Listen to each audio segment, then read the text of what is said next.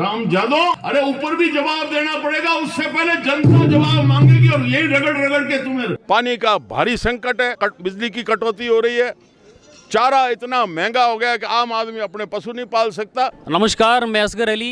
आज नापासर में मगरे के शहर के नाम से प्रसिद्ध पूर्व मंत्री देव सिंह जी भाटी आए हैं और वर्तमान में जो जनता की दैनिक आवश्यकताएं, मूलभूत समस्याओं से जनता बेहद परेशान है, उनको लेकर ये कल इन्होंने बोला है कि आमरण अनशन पे बैठेंगे। तो इसको लेकर बताइए आप। देखिए, वर्तमान इस गर्मी के मौसम में जनता को कोई संभालने वाला नहीं है, न कांग्रेस का, न बीजेपी का, न और पार्टी का। सबको राम भरोसे छोड़ दिया। पानी का भारी संकट है। सिर्फ ग्रामीण क्षेत्र में सबसे ज़्यादा बिजली की कटौती हो रही है। चारा इतना महंगा हो गया है कि आम आदमी अपने पशु नहीं पाल सकता। तो ये और भी समस्या, उनको लेकर हमने तय किया था कि हम 26 तारीख को हल्ला बोल बीकानेर कचहरी के अंदर तय किया था। लेकिन अब वर्तमान परिस्थितियाँ और ज़्यादा ख़राब हो गई है। मुझे दिख रहा है कि पानी का संकट ऐसा आएगा कि जो नहर पंजाब में तैयार हो रही है वो कच्ची बना के ही छोड़ रहे हैं। शायद हो सकता है कि वहाँ फिर वो नहर टूट जाए, 15 दिन और संकट झेलना पड़े। इसलिए मैंने आज तय किया है कि मैं कल से इन सारे जो जल, पानी का, बिजली का, चारे का, अन्य संकट हैं, उसके लिए जनता की आवाज़ बनकर कल 23 तारीख को 10:15 बजे कचहरी में आमरण अनशन पर बैठूंगा। तो क्या लगता है सर कि इसमें कहीं ना कहीं इसमें लगता है क्या कि दोष कांग्रेस बीजेपी के है या कहीं ना कहीं जनता का भी है? क्योंकि नेता अक्सर आते हैं और आश्वासन जरूर दे के जाते हैं लेकिन वापस मुड़ के नहीं देखते हैं। ये देखो, एक दिन में आदतें खराब नहीं होती बच्चे की। जब आप लापरवाही करते हो, बच्चे को रास्ता नहीं बताते हो, उसका कान नहीं खींचते हो ना, तब वो बच्चे बिगड़ जाते हैं। तो ये नेता तो बिगड़ चुके, लेकिन फिर जनता अगर उनका कान खींचना शुरू करेगी, वास्तव में आवाज, वो तो चलो कांग्रेस पार्टी सरकार में बैठी है, वो तो मान लिया बेईमान हो गई है, लेकिन जो मुख्य विपक्षी भारतीय जनता पार्टी दल है, ये क्या कर रहा है? ये आवाज क्यों नहीं बन रहा हमारी जनता को? तो इसलिए दोषी तो वो हैं, लेकिन हम उनकी बात करें तो वो अच्छा नहीं है, जबान खराब हमारी होगी। इसलिए हम तो संघर्ष करेंगे और उनको रास्ते पर लाएंगे। और सर, आप नापासर रहे हैं तो थोड़ी नापासर की बात कीजिए कि नापासर सबसे बड़ा कस्बा है। पहले ये नगर पालिका भी बन चुका था और अभी यहाँ 35 से ज़्यादा वार्ड है, लेकिन सबसे बड़ी समस्या है कि सड़कें पूरी तरह से टूटी हुई है और आश्वासन जरूर देते, लेकिन केवल आश्वासन के सिवा। देखो, मेरे को जिस बात की जानकारी नहीं है, मैंने वो मौका देखा नहीं, ना मुझे किसी ने बताया है, तो उस बारे में मैं अभी नहीं कह सकता। कोई लिखित में मुझे देगा तो निश्चित तौर पर उसके लिए कार्रवाई करें। कि कहीं कोई, चाहे पार्टी है, कांग्रेस की है, बीजेपी की है, क्या उनका दायित्व नहीं है कि जो व्यक्ति संकट में, उसके कम से कम बात सुन के उसके पीठ पर हाथ तो फेर दे? हम पूछते नहीं। मैं सही कह रहा हूं, नेताओं को खराब किया जनता ने।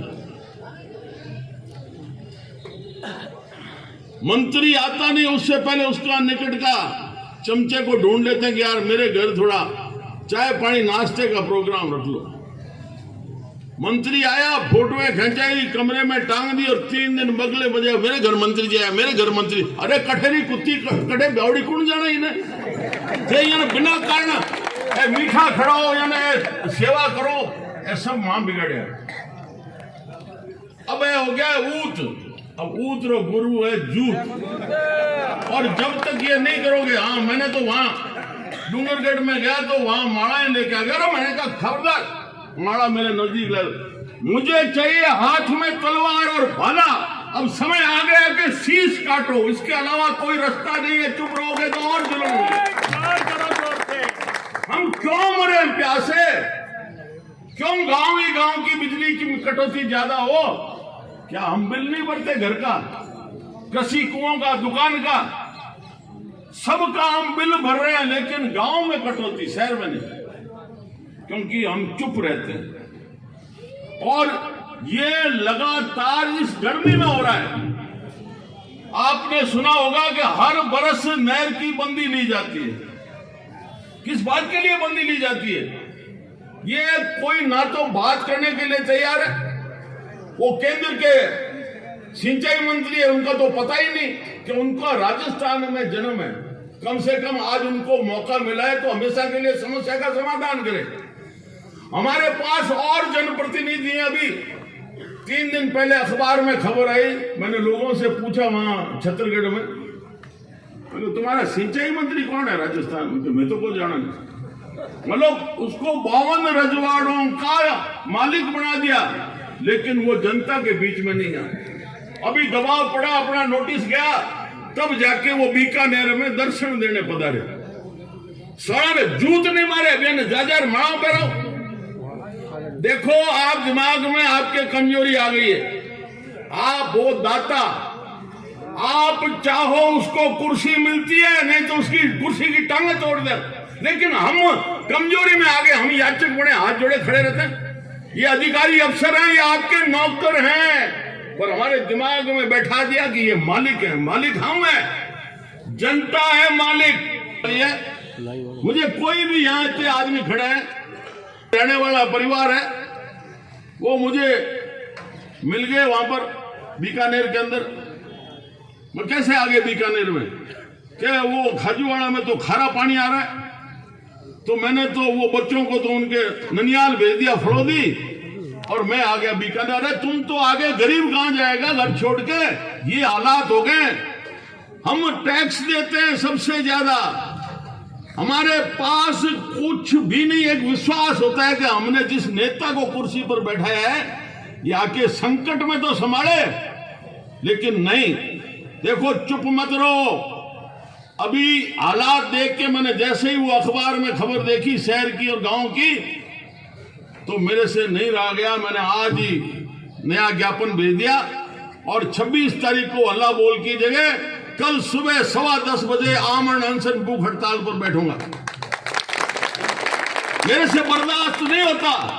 अरे मरना तो तय है। 8 बरस तो कुकर जिए, 12 बरस जिए सीआर, बरस 18 छतरी जिए, आगे जीना है बेकार। मुझे 77 वर्ष आ क्यों गए? इससे पहले मैं लोगों के लिए मर जाना चाहिए था। ये मेरे लिए शर्म की बात है, लेकिन आप जब जोश दिलाते हो, तब मुझे लगता है कि 77 वर्ष की उम्र में जवानी की दूसरी पारी खेलने जा रहा हूं। रामजादो, अरे ऊपर भी जवाब देना पड़ेगा, उससे पहले जनता जवाब मांगेगी, और यही रगड़ रगड़ के तुम्हें ऐसा करेंगे कि तुम्हारे घर वाले माथा पीट के रह जाएंगे कि मेरा आदमी कहां गया। इसलिए आप मेरे साथी बन जाओ, देवी सिंह भाटी बन जाओ। देवी सिंह भाटी आपके साथ है, और कल सुबह से ही मरने के लिए आमरण अनशन कचहरी में करूंगा 10:15 बजे। बहुत बहुत आभार।